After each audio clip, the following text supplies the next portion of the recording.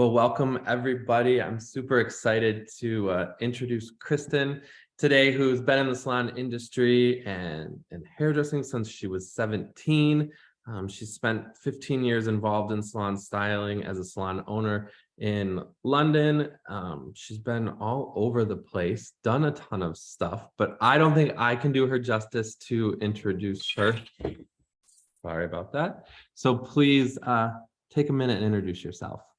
Hi everyone. So yes, I'm Kirsten. I'm currently in New Zealand. So the middle of summer here, and we're in the middle of our summer holidays, salons just reopening after a break. So I've been in the hairdressing industry since I was 17, which is when I left school, but I actually started working as a shampoo girl in a salon when I was about 8. So going way, way back, there was a salon next to my mother's business, and I just was very fascinated by the woman that came into the salon, and I'd stand at the door and watch them talk to each other. Like, this is a long time ago. So the vibe and the atmosphere, I was so intrigued by the relationships being built in the salon and the way people talked. And so I just sort of got closer and closer in the door, and then started going over and helping and shampooing as a very young child, and sweeping up, and I found it such a magical place. So I was hooked from a very, very early age. And then I went to college and did very well academically, really wanted to sort of go into doing something at university, but things happened in my life which I left home and needed to get some work, and I really wanted to go and be a hairdresser. I just decided I wanted to get really into that industry. So in New Zealand, we do apprenticeships. So I got an apprenticeship in a salon, and that was I was just sold. I loved it. Loved the environment. It was the 80s, which was just an incredible time to be in the hairdressing industry. It was a lot of fun. People were very creative. There was, a lot going on. I worked with a lot of men. There was a lot of men in the industry in those days doing lots of really high-end, great catwalk shows, all that sort of thing. So I really sort of enjoyed that side of it. And the women that were in the industry it was very equal, which was really nice to see. And so I sort of had a very, very grounded and rounded type of introduction. And then I went to Sydney and I worked with some of the top hairdressing salons there. And then I came back to New Zealand and opened my first salon when I was 21. And that was it was a very different, destructive type of business model, which is probably something that I'm, kind of quite known for, in the sense that in those days there weren't really rent shares.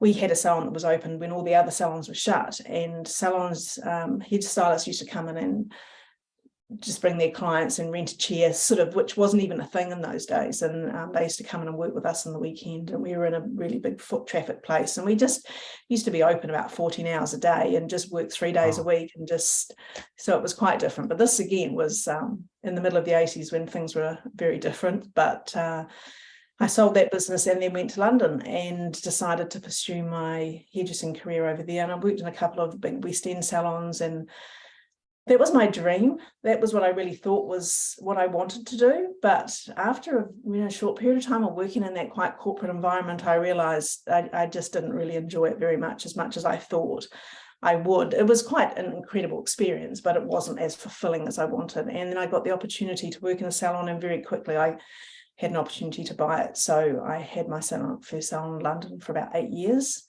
where I met my husband and we got married and had a baby, the start of that kind of side of life. And I was getting a bit homesick by then, and he was Londoner, and he really we'd travel to New Zealand. He said, let's go back there. So we came back to New Zealand, and I consequently had 2 more children quite close together. And the only sort of work I did in the industry for that period of time, for about 8 to 9 years, was training apprentices at their local polytech, which I dealt mainly with people that were interested in coming into the industry. And it really started to cement my intrigue and interest in helping shape young people coming into our industry, because I felt that it was a time when things were starting to shift a lot there. And this was the late 90s, and jobs were changing. More different opportunities were coming up for young people. There wasn't that kind of set, typical type of after school thing. And in New Zealand, a big thing changed in our education system where they made free fees at university. So a lot of kids were starting to think, oh, let's go and do some tertiary education rather than take a trade. So there was a big shift happening, and I felt it was so rewarding dealing with these young people. But next sort of phase of my life came about, and I moved from where we were there, and then came to another area, and I went through a separation, and the best thing that I knew is I could pick up these hands and put some scissors in them, and it was my big decision to get back on the floor again. And I worked for about 6 months for someone, and I've been in my own salons so much of my career that very quickly I was like, I've got to go and open up a salon and do my thing my way, and train my apprentices and stuff like that. So that was the beginning of the salon that I own now, and I've had that for the last 13 years here.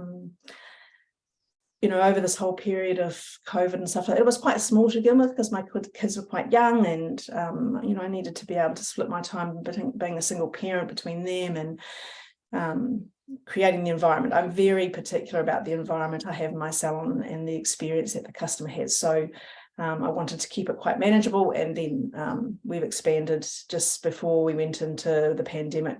I got a much bigger salon, and we expanded and a much bigger staff and that sort of thing. And then we've just had the last 3 years. It's been another whole evolution of my salon owner experience. And about 5 years ago, I started doing a lot of blogging and putting digital content out there for salon owners. So that's sort of the evolution that's come about from the salon, noticing that there was a lot of gaps in salon owners' experience and their abilities to be able to sort of take up the digital. Initially it was the digital world that I felt wasn't being utilised particularly well by salon owners, because there wasn't a lot of programs that really spoke to them. You could go and do quite broad ones, but there wasn't that much that really was targeted towards salon owners. So that's when I started feeling like there was just such a big opening to communicate, educate, put content out there. And besides the digital side, I've got into a lot of leadership and helping salon owners sort of adapt to changes and that kind of thing. So that's where I'm at right now. Amazing. I think it's just short enough. So it's like getting me chatting a lot. I'm a hairdresser. I love it. I love it because you're not just a salon coach, but you're also in the trenches. And Shaun and I are the same thing. We own cosmetology schools, and we also own salons, and we also coach salon owners, because I think you have to know the season you're in, and you have to be in the trenches and feel the pain that other, salon owners are experiencing in order to coach them. Absolutely. Yeah, I think, one of the things I talk a lot about to my salon owners is there's quite a push from a lot of salon coaches to get the salon owners off the floor. And, you can understand it to some extent because we only have so much time, right? But I think there's a lot of other things that you can delegate and automate and take away your time rather than necessarily being off the floor, because I think that experience of being with your clients and being on the floor with your team, seeing the clients, especially over the last few years, the sort of things that we've had to deal with as salon owners, I think actually, like say, being in the trenches and being right there at the battle lines, if you like, has been incredibly insightful. And I think as then being able to, assist other salon owners through that. So, I can't give it up, really. I enjoy the customer experience too much as well. I sort of find that's the nicest part of my whole week. Especially I've been doing a lot of these people's hair for years, I'm glad that you said that, because we try to coach salon owners in the same way. Like, what are your gifts? What are your talents? And so let's go ahead and coach other people on your team to take those tasks from you so you can continue to stay in your zone of genius, if you will. And I agree, a lot of salon coaches aren't, coaching in that revenue. And then what happens is then the salon owner is miserable, and then they want to throw up their arms and they want to quit. I would love to hear from you. Your articles are incredible, by the way. You have to go to her website, salonownersolutions.com. It's incredible. And one of the quotes that you said, and I would love you to expand on this, is 70% of team engagement is based on the manager's ability to lead. Yeah. So leadership's huge part of, with salon owners. And like what I was just saying before, when you are not on the floor, you're not being in the trenches with your team. They're not watching you. You can sort of be in the meetings, you can be doing all the one-on-ones, and you can be coming from this place of, I've written this document, here, sign this thing, this is my training. But, when you're out in the salon, you're leading by example. In New Zealand, we have apprentices. We don't have a lot of school-based learning. So I have people that are just young girls that are just straight out of college coming in, and, I can sit there and train them. I can give them a whole procedure manual. I can give all the things. But when they actually see me walking the walk and doing the talk and the whole part of, I'm very mentor based in my salon. I always make sure my apprentice is standing next to me. I'm saying, this is my example of that communication. What are you seeing here? Leading them to see what I'm seeing, because when you've done something for a long time, you get very, the curse of knowledge, if you know what I mean. It's kind of that thing of, how do you explain it? How do you transpose that onto someone else? How do you make that impact with them when you're just doing it from an office room? It's just, there's so much lost in the mix. So I think when you're in the salon working with your team and being able to impact them and lead them by example, it just has so much more, you just get so much better results. The teams, I have been in times in my salon when I haven't been in there quite as much as other times, and I know my salon's so much more successful when I can be in there having, it's not quantity of time. You don't have to be there 40 hours a week, but it's definitely that quality of time that when you can be there. Leadership's a huge topic, and it's sort of, how do you break it down into these sort of small things that make the biggest impact? But when you're talking about culture and values, and when you're leading your team from that place, then that becomes like a leader in itself. So when your team are working with you and you're living the culture and you're demonstrating it to them, that's where a lot of the goodness comes in it. People have so much more trust in you when you're with them working on that way, I think. Absolutely. Side by side. Yeah. You talk about on your website, Salon Owner Solutions, you talk about the Ascend Salon Method. What is the Ascend Salon Method? So I'm a very structured person, and I have a lot of strategies. And so the Ascend Salon Method is my unique solution to the way that salons run. So when I go in and start working with a salon owner, I break everything down into the Ascend Salon Method. So the Ascend stands for, we've got attraction, structure, connection, empowerment, nurture, and delegate. So we look at everything in their business that associates, the three big pillars in a salon is the customer, you, the salon owner, and your team.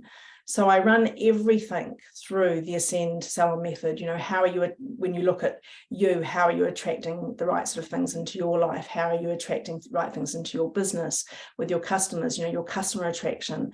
I have a whole training on customer attraction mastery, because it's a huge part of making sure that your salon is a representative of what you want. So many salon owners find themselves in a situation that they're working in a business they don't really love, and they don't know how they got there. So, the attraction part of it is so big. And then, of course, how you're attracting good team members.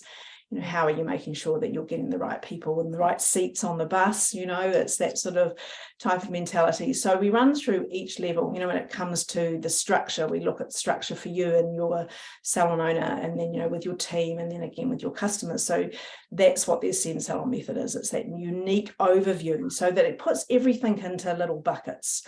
It helps simplify it, because I think a lot of salon owners are dealing with so much change all the time. And if you can keep a structure around it, that you can think, okay, I don't know what to do with this type of situation. What bucket can we put that in? What lens can I look through? That's the big part of the Ascend Salon Method. Everything can be looked through a lens, so it makes it a lot more digestible, and you can unpack it a lot easier and think, oh, this is what sort of hat I need to have on when I'm dealing with this issue, and this is kind of what hat I need to have on when I'm dealing with that. I think salon owners are such passionate people, and I think they can get caught up in the drama and caught up in the energy that's coming to them, whereas when you have a great structure like that, it allows you to put the structure over everything else, so that you can keep things in its compartment, and you know what hat to have on when you're dealing with each of your particular parts of your business, because there's a lot.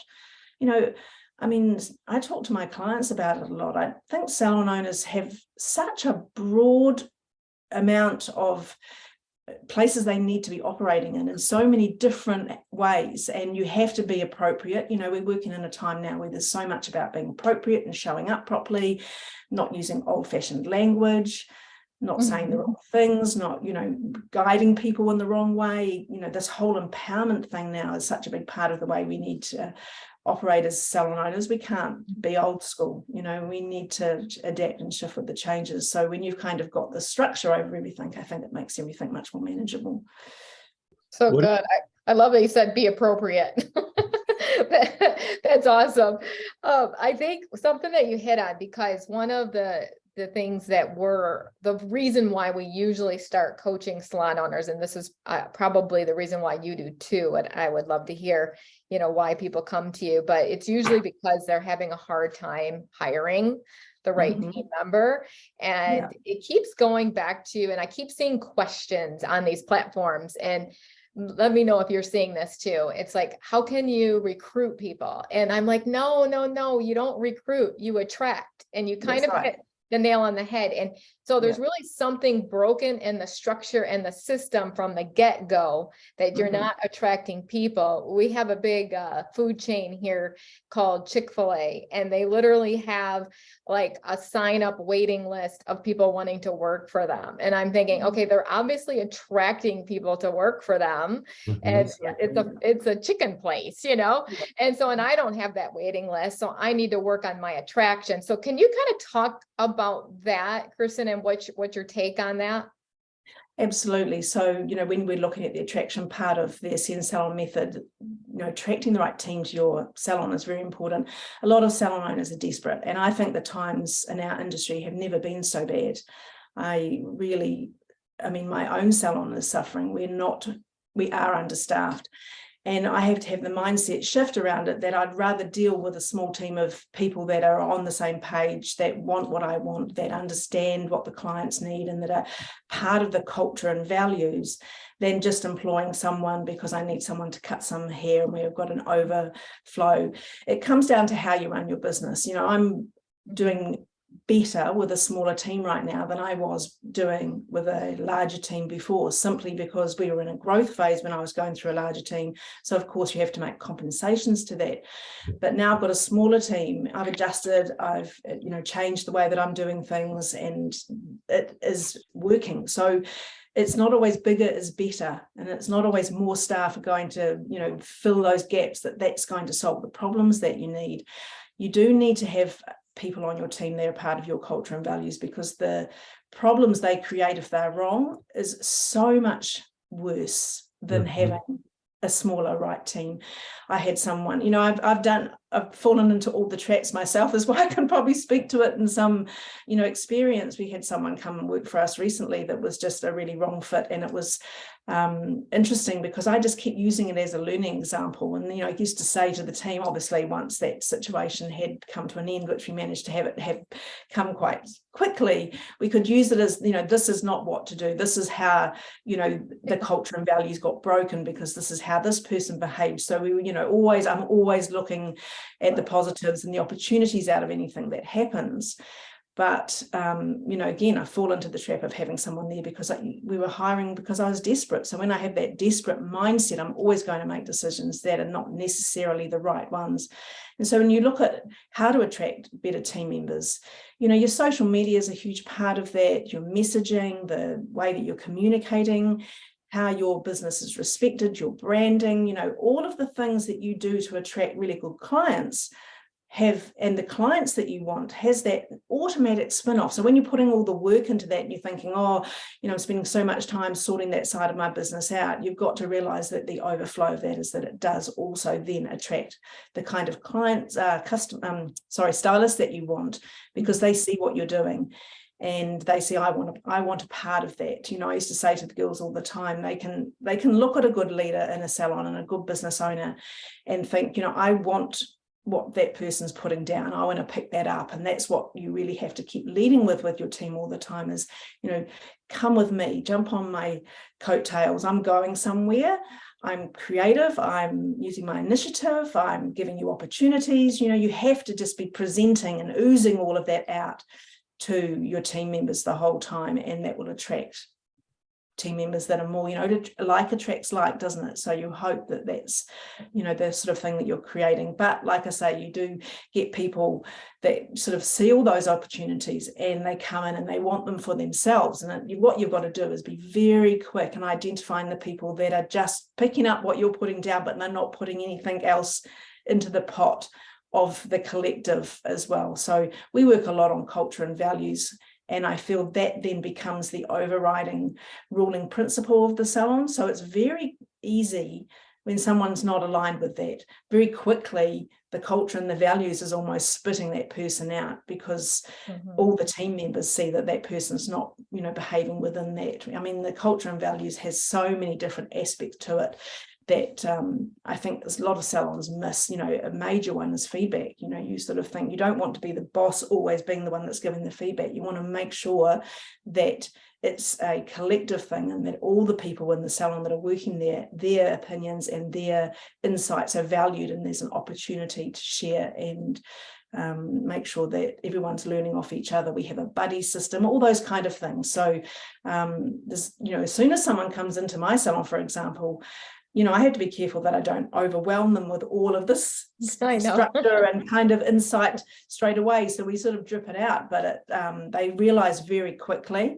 that they are part of something that's way bigger than me. It's way bigger than the stylist over there and the apprentice over there. It's actually, people use that word family, and I sort of shy away from it a little bit because I think, the relationships we have with our family is different. We don't want to mix those things too much. We have to keep it's got multifacets to it, but I think it is a very, it's a unique relationship that needs to be fostered and developed. And, you were saying before about the leadership, and that's the role of the salon owner, is to dictate how that plays out in their salon.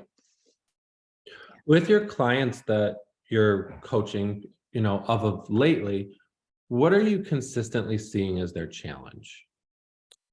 Adapting to change, by far the biggest challenge. They're in decision fatigue. There's just so many changes going on, and that covers, besides the sort of adapting. When you look at adapting to change, what are they having to adapt to change to? The way people want to work, the lack of people coming into our industry, making sure their salon's sustainable and how they're pricing. There's so many changes all coming up at once. I can't, you can't minimize the impact that the pandemic and lockdowns has had on our industry. And what fascinates me about it is a worldwide thing. It's not just one country that's suffering something and everyone else is standing back looking. I deal with salon owners over the whole world, and they're all just, ripping their hair out. The amount of salon owners I see that just want to walk away, give up, they're done. They can't deal with it anymore because they're not very resourced. They've been through this last 3 years on a personal level, let alone, the effect that it's had on their business. And they don't know really how to adapt without it feeling like it's taking another layer of skin off them, and they want their business to be the way it was before. Why can't we go back to how things were simple and easy and clients were everywhere? And, because every aspect of business at the moment needs to change. There's nothing that you can't look at with a microscope and think, how can we adapt? How can we change this and make it better? Because we need to move. And if we don't, our industry, it's in dire straits anyway, I believe. And if we don't make some serious changes in the way that we do business, who wants to be a hairdresser? When you look at you only need to go into the groups of salon owners and even hairstylists and look at some of the things that people are saying, and you just think, why would anyone want to do this as a job? A lot of, I think, unfortunately, a lot of emphasis is not on the great side of it, which is, seems to just be minimized all the time. And it's, talking about pricing and wages and being on your feet all day and having to work at the weekends and late nights. Like, there's just so much negative energy coming out about our career, you know, our industry and the career you can have as a hairdresser. And I think unless we as salon owners are leading the change and creating salons that actually create a new way of working, then it's, you know, I don't know what's going to happen. I get a bit, you know, I sort of get a bit, all I can do is put one foot in front of the other every day and just keep, you know, doing what I'm doing. I often talk to the product reps in our training organizations about salons like mine is, you know, we're a waged salon. We don't have booth rentals that much in New Zealand, and we don't have rented chairs that much, and this big shift to people working in their garages at home and wanting rented chairs and not training apprentices. And, you know, there's just, everyone wants to, what can, you know, what's in it for me? There's the big thing that you see a lot with stylists now. And so, you know, salons like mine feed the industry. We keep people coming through. We set the bar really high and create, you know, an industry that we feel people want to come into. But we're just, the amount of salons like mine are getting smaller and smaller. And the salon owners like myself who are invested on that level, they're the ones that are walking away, and they're the ones that I want to help adapt and, you know, understand the changes they need to bring in so that we can survive. Otherwise, I just, don't know what's going to happen. Yeah, we're with you, you know, side by side on this whole battle, because I love that you call your salon owner solutions SOS, and we always say SOS, save our salons, you know, especially the salon industry as a whole, especially we call it the W-2, you know, employee salons, because what we try to do is we train our stylists also how to be partners with us. So we give them that career path as we move forward. And so that you're not just having active income like a salon suite owner would, but passive income. And so we always say, you know, do you want to make money when you're doing the work or while you're sitting on the beach? And they always pick the beach, but then they go for the active income, you know? And so it's kind of an interesting facet. What do you think is the future of the employee-based salon industry? What would you like to tell salons right now how to save their salon? Like what's some next steps for them in 2023? I think the big pricing is a huge issue, and it's there's a lot of resistance around how to change your pricing, how to increase your pricing, because we want to be able to offer good wages. We want people to be partnerships within our business. We want them to feel invested and stay within a salon environment, because if we don't have salons in New Zealand and Australia and England, which is more the system that's a wee bit different from the US, is that we need salons like ours to take the apprentices on and train them and have them on the floor learning.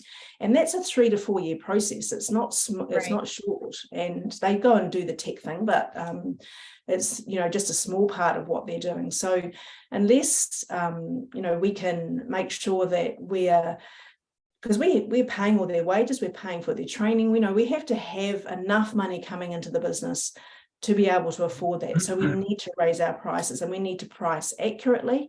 We need to make sure that we're not, you know, having our regular clients keep us stuck and keep us back, you know, not putting our prices up and letting them get away with this thing and that thing, and making us, you know, kind of control our business and, you know, really break our boundaries down, where we're sort of coming in with all these new year philosophies, and then one client will go, oh, I don't want to pay that cancellation fee, and you go, oh, okay, don't worry about it. Like, we need to have very strict policies and procedures around the way we run business, so that all the clients coming in have the same experience when it comes to the pricing level, and that we have the confidence to put our prices up. You know, you don't go into a restaurant and get a little note saying, oh, you know, your steak's going to be $3 more this time, you know, like the whole philosophy Thank you.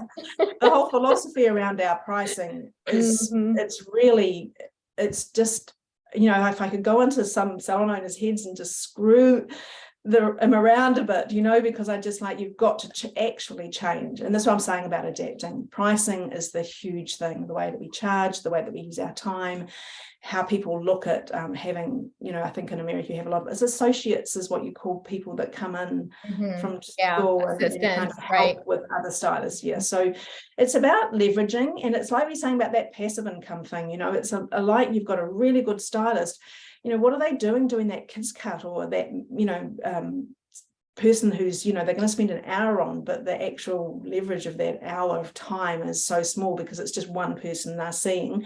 But then, you have a lot of people saying, well, I only want to see one person for a whole balayage. I don't want to do some in between. That's fine, but charge for it. I do a lot of investigating into other business models, other professions. You look at lawyers, there are people that stay doing their craft, lawyering or doctoring or dentisting, for example. They don't stop doing that and then just have, own it and then have other people working for them in the sense. Your lawyers, they generally are doing lawyering until they've finished, but they have people underneath them doing, the work that helps provide them to do their hour. So within their hour of time they spend with their client, they've got all of that impact coming through from their team. And so it's about salon owners, looking at making sure that they've got those 5-star clients coming in, that they're the ones that are looked after, that the people that are, invested in your business are the ones that you spend your time with. It comes back to that thing we're saying about having, if you don't have enough staff, well, then you've got to make sure that the clients that your staff are seeing are those ones that are worthwhile. It sounds a little bit like we're sort of saying, oh, we don't want to do that kind of work, but we want to do this kind of work. But if you want to be doing kids cuts all day long, well, you've got to make sure that that time frame that you're spending on them is right. You can't be booking out an hour to trim a 12-year-old's hair and curl it and style it afterwards. I mean, there's no future in that type of work if you want to be able to run a salon and price correctly and pay correctly, Absolutely. Well, Kristen, this has been an awesome time with you. You are a wealth of knowledge. When we post this out, we will put the link to your website, salonownersolutions.com. But what are the other ways that people can get in touch with you and follow you? Well, I'm all over the socials.